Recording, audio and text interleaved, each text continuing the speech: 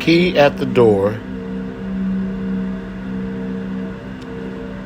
I'm going to talk to you about my next attempt, as my brother Art Pena says.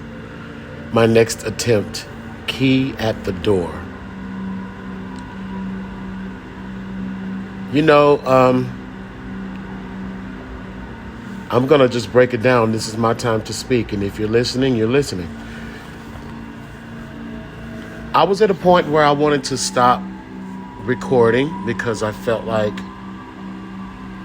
nothing really ever worked out for me.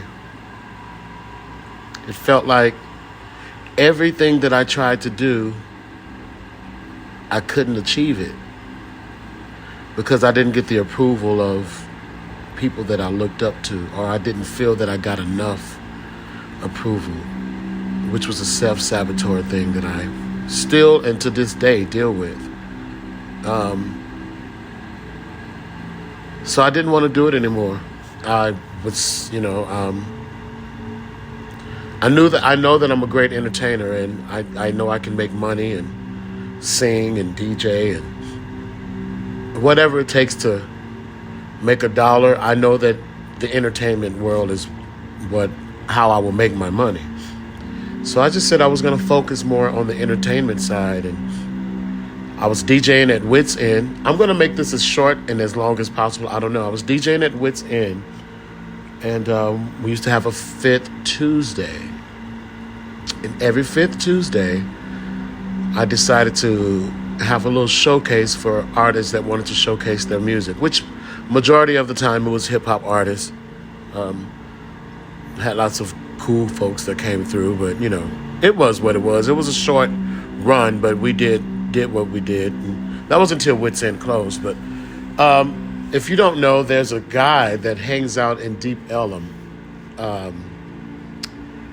He's a blonde, very white, as we both say.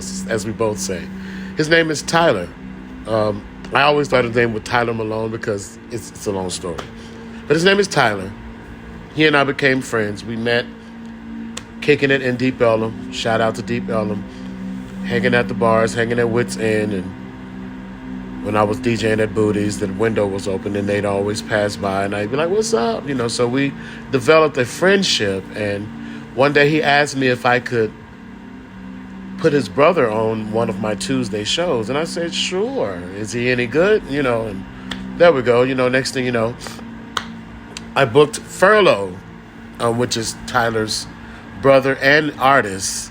And Furlough came and performed some of his music at Wits End. The night was interesting, if I'm going to say it. But the jewel that came out of that was I heard this arrangement of music. And then I got a little spark, and I was like, oh, I wonder if he would be my answer to the next wave of what I wanted to do or what I'm thinking about doing musically. I don't know. It just was whatever. And I set up a little meeting with him and his brother. I told him I was down to create some music with him. And so they were both living in a house in North Dallas. I didn't have a car at the time, and Furlough would actually pick me up, take me to his house, or Tyler would pick me up, or I would take an Uber or a Lyft to their house, and he sent me a series of music. He sent me like 12 songs within like 2 or 3 weeks. I was like, damn. But I think some of the songs he had already had arranged. So I just kind of started writing again, and I wasn't doing that anymore. I was kind of out of it and just over it.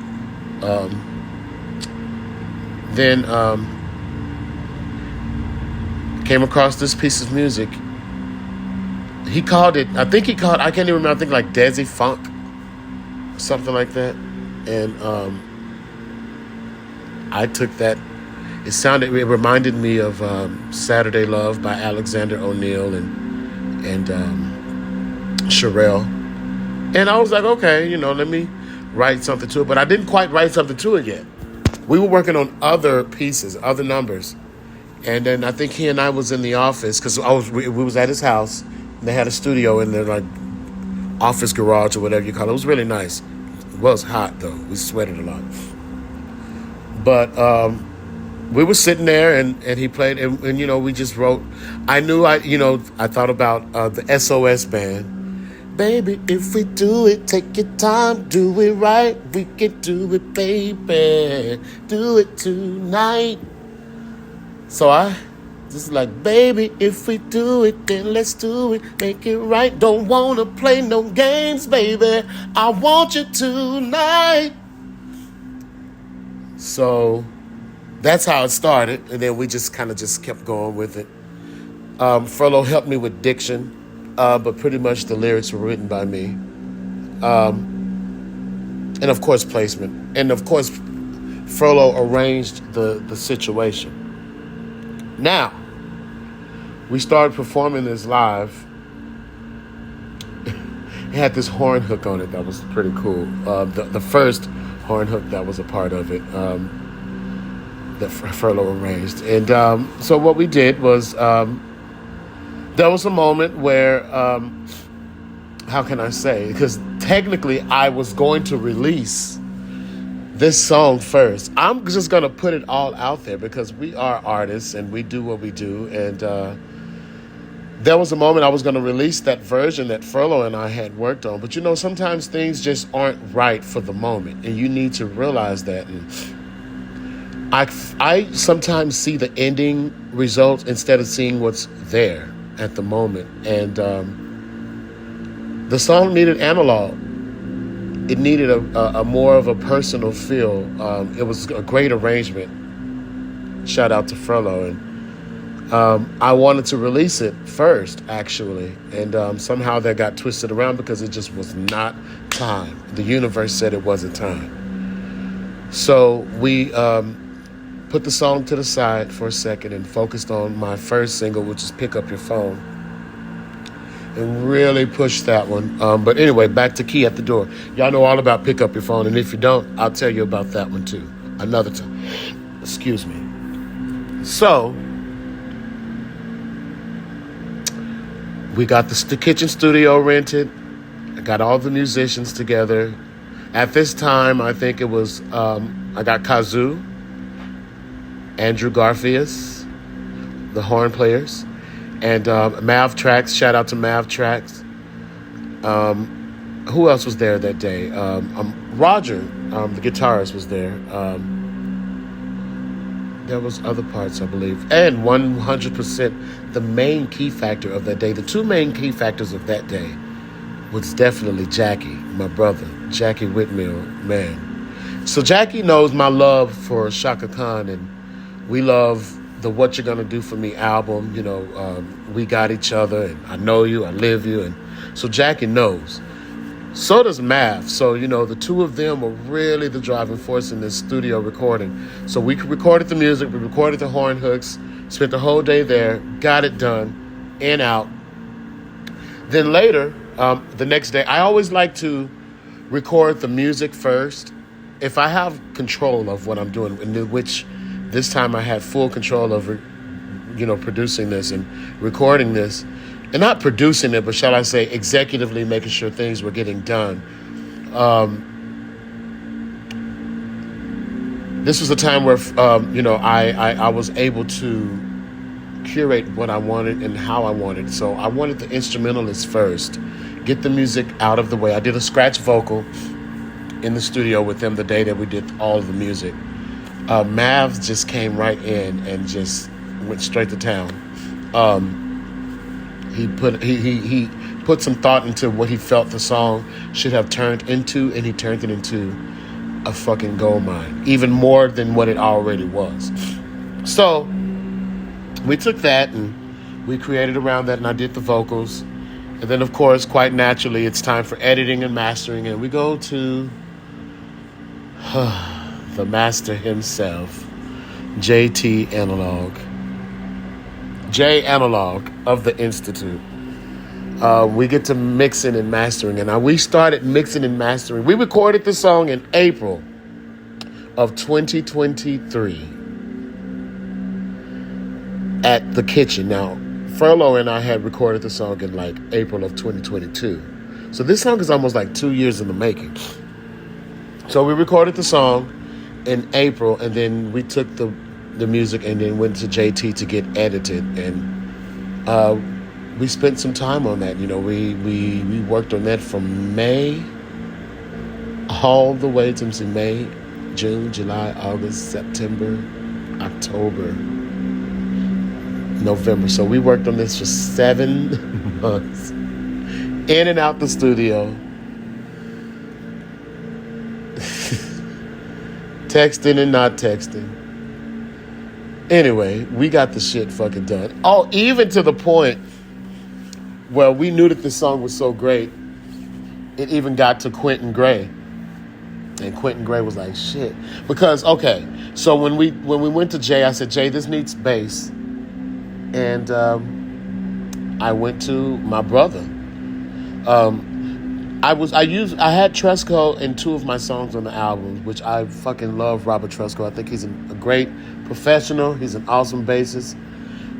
And I also shout out to KJ as well on some of my other songs as well. But on this particular song, I knew to call my brother Nigel Rivers.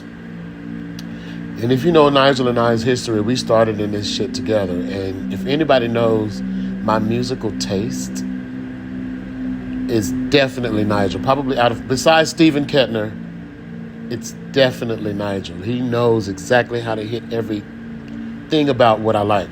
So Nigel laid the fucking foundation. It was almost like the house was built, and then we just put it on top of Nigel's cement like foundation. And then, of course, Nigel's splatting so good and so hard with this groove, and Quentin Gray gets a glimpse of it. And he's like, dude, you gotta put me on the song. Now, it didn't just happen like that, but he'll tell you about that. And Quentin got on the song. He put some synthesizers on there. He put some extra keys on there.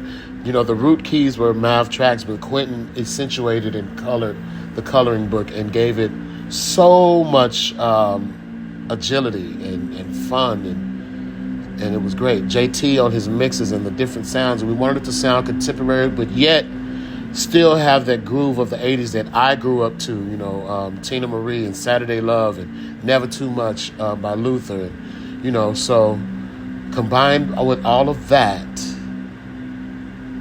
we left it in the hands again of the Institute, which is JT, J Analog. And of course, I would come in and work with him, but then he would work on his own. And then it got to the point where it just was all him. And he sent us this final piece of work. And I'm excited about it. I've always sent it to the House of Freaks DJs to make remixes for it. I'm releasing this song in January.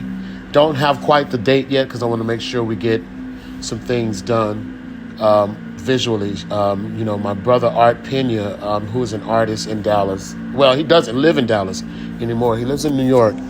But he and I also created art and worked together back in the past with the crucifixion and all those sacrilegious things I used to do back in the day. And I went to his website to see what his new attempts were like. And I saw this piece of work that he had, and it's definitely had a key on it, and it said, "Be careful." And this song is all about relationships and stuff that I've gone through with friendships, family members, and even, you know, like court guys that I was fucking around with and shit, you know. How confusing my type of relationship is. You know, it's not conventional like everybody else's. I don't understand why, but this is just how it is. And Key at the Door explains a lot of relationships that I've had in my life. Hence the reason I'm kind of like stepping away and rising above it and just not focused on that. But I'll leave a key at the door.